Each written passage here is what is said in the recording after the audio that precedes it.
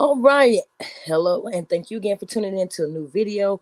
Today, we're going to be talking about the importance of that emergency fund. Look, I'm telling you guys, I'm about to drill all of this stuff into your head until you get it. Okay. I don't care how many times I have to say it or how many different ways I have to say it. However, I'm going to be putting this stuff in your head. So I hope that you guys are taking notes. I hope that you're going over to the Pennywise channel. That's PENNYWYSE channel and looking over all those videos and taking the notes and taking this information and utilizing it. Use it to your advantage, because I promise you, at the end of the day, no one's going to be able to get your finances together the way you are. And you don't want to be in a constant cycle of having to borrow money from family, friends, and anyone else that'll possibly give you some, or just the constant cycle of going through stress because of finances. We've even covered, even in the last another video, not the last one, but another one, how it even affects our relationships, not just with family and friends that we're borrowing from, but also the relationships with our loved ones inside the home. A lot of divorces are literally because of financial reasons. And so, I mean, these are things that we can mitigate, right? So, anyways, we're going to be talking about something that's very much so often overlooked.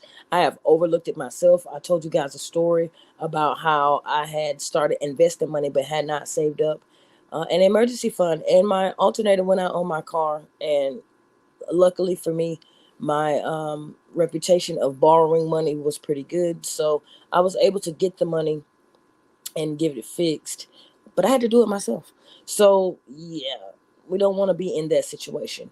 So we want to talk about why it's important to have that emergency fund, because I know, you know, just like I know, life is definitely full of unexpected twists and turns. And so you just never know what may come up. I mean, one day everything could be going smoothly, and then the next you find yourself facing some unexpected expenses. Now, it could be anything. It could be a sudden car repair, it could be a medical emergency, or even a sudden loss of your job. And you don't want to be in that situation where you're stressing out about money because there's nothing there to pull from. Now, these situations can be stressful. We know that. But having an emergency fund can definitely make it a lot less daunting. Okay. So you definitely want to try that out. Now, an emergency fund is like a financial safety net, literally. It's money that you set aside specifically to cover unexpected expenses. Like I say, it could be car repairs. You know, it doesn't necessarily mean that, you know, you're gonna have to go to the hospital or something. No, it's just for things that you didn't really plan for, that you know, it happens. Okay.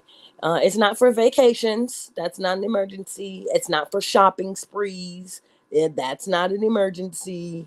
It's not for new gadgets. That's not an emergency.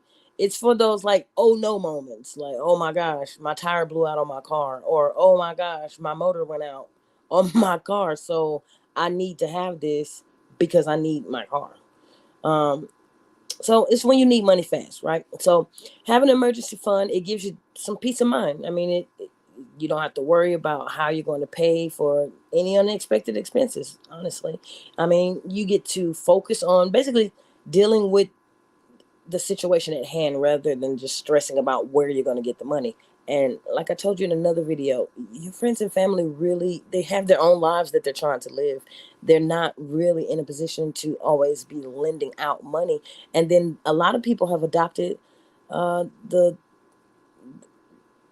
should I say, habit of not lending out money at all. And if you're in that situation, the last thing you want to hear is no from someone that you feel is very close to you. So yeah, just don't even, just try to keep yourself from being in that situation. So how do you start this emergency fund? It's simple. Start small. Start small. Even if it's just a few dollars a week, every little bit helps, because over time, you're going to be surprised at how much you save.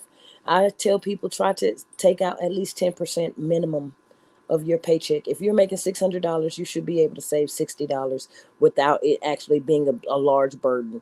I know a lot of people, they'll be like, oh, my check at the first beginning of the month is, you know, it goes to all my bills, it goes to, you know, everything. But my second check, I don't really have anything that I have to do with it. Well, I'm going to tell you right now, save the money from that second check so that when the next month rolls back around and you get another check around the first and those bills are due, you'll see that you'll still have a lot of money left over. And guess what? All your bills will be able to get down to that zero balance, and that emergency fund will already be started. You'll be surprised that you will probably be able to save a couple $100 in 1 month, depending on how much you make, of course. But with the average person making at least 700 or better, I'm telling you, if you really think about it and really like keep track of your spending, I guarantee you can have at least $100 within 30 days in most situations. If your bills are too high, that means it's time to take them down so that you can start saving for your fund. It took me and my girlfriend probably about a month and a half, maybe, but we looked around and we had $1,000 saved up just within the month and a half between the both of our incomes. Now I know that may be a lot for some people, but still, it doesn't have to be $1,000. Just work your way up and set small goals. Like, make it to where your goal is maybe $500 in the beginning. And then once you see that you have been able to save that $500, then up it again and make it maybe $1,500. And just keep saving until you have at least, I would say, 3 to 6 months of your bills. So say if you pay out $1,200 in bills, you want to save up $1,200 at least 3 to 6 times. Because like I said, if you're in a situation where you're in between occupations, that is so like it's so relaxing, so much more stress free to know that, hey, dang, I freaking lost my job or whatever the case may be, but I have 3 to 6 months that I can really search and dig deep into a job or a career that I really want. And as long as that career doesn't require, like, say, going to school for a couple years and things like that, you can really take your time and actually go after a job that you really would like to do instead of being forced to work a job that just is available because you need money to pay your bills. So remember, it's not about the amount that you save, but it's about the habit of saving, and you want to do so. Now, I don't know if you guys have read a book. It's called, oh, good. Oh, what is the name of the book? Hold on. Just a second. Where's my book? The Richest Man in Babylon. I don't know if you guys have been following me for a couple years. You know that I've read this book. I have definitely taught the principles of this book as well, and we can also still go over it. But in the book, the young scribe is basically trying to get information from this rich man that he's done some work for on basically how to save up that money and how to get in the habit of saving. And basically, the man just tells him that if you set aside at least 10% of everything that you earn and just do that for at least a year, okay, and within that first year you should have a good amount of money, actually. You should have at least 1/10 of your income, and then once you do that, then you can look towards something as far as investments are concerned. So get into the habit of saving, and I would tell everybody the same thing. Try to save up for at least a year and see where you get. I promise you, you won't miss those $100. You won't miss them. Your life will go on without it. You'll make changes. I don't care if you're on a lower income, then you should be on programs to lessen the amount of your utility bills. There's things for your phone, there's things for your power, there's programs for gas, there's programs for water.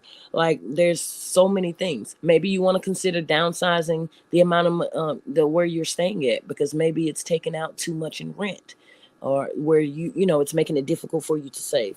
There's a lot of programs out there. There's also a lot of programs that will help you catch up on your bills so that you can eliminate some of those fees, and like late fees and things. And also too, like I said, paying down your credit cards. And if you have to use them, I do understand. But if you don't have to use them, then definitely making sure that you're like not using them. Okay. That's everything on the emergency fund. Like I say, it's about creating that habit. So just start today creating that habit to just get into the habit of saving the same way you created a habit of spending your money and using your money for things that you don't necessarily need all the time. Get into the habit of learning how to save it, okay? And let's control our financial future. Okay. Okay, it's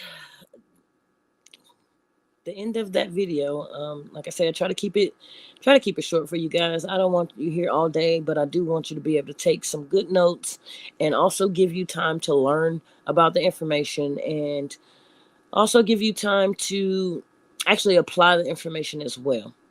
Now, we drop videos all the time. So if you miss any or if you want to go check out some of the older ones, you can do so on YouTube. The channel is Pennywise. My information for social media is all rolling across the bottom. Make sure you are liking the video. Make sure you're sharing this information out. Share the videos, please. And also subscribe to the YouTube channel. I do appreciate you guys so much. And I will see you in another video.